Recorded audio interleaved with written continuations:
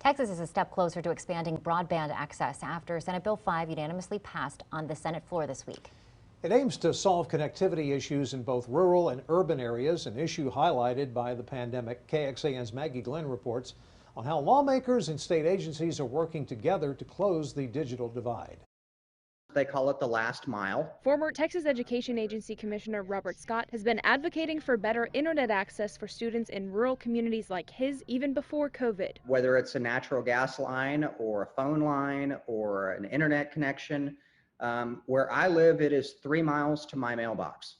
So it's not just the last mile, it's the last 3 miles. Interviewing via satellite Wi-Fi from Rockport on Thursday, Scott says he's glad Senate Bill 5 passed in the Senate. It creates a broadband development office. Author Senator Robert Nichols explained broadband expansion goes beyond building out infrastructure in rural areas. Although the infrastructure may be there for those children in Houston or the Metroplex, it doesn't mean they can afford it. Their families can afford it. That's why the bill also includes financial incentives and grants to cut down on costs. Preliminary data gathered by the TEA's Project Connectivity shows nearly 1.7 million students across the state have access but can't afford it, while 700,000 are unserved or underserved. They apply to every single community and community type across the state. The TEA says affordability is not limited to urban areas and lack of infrastructure is not solely in rural areas. They are not more heavily weighted to one particular geographic area in the state.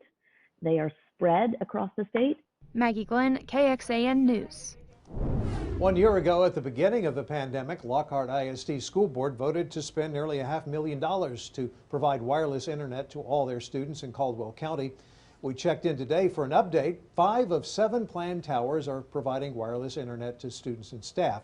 In areas where the other 2 towers will eventually provide service, families have hotspots and are already connected.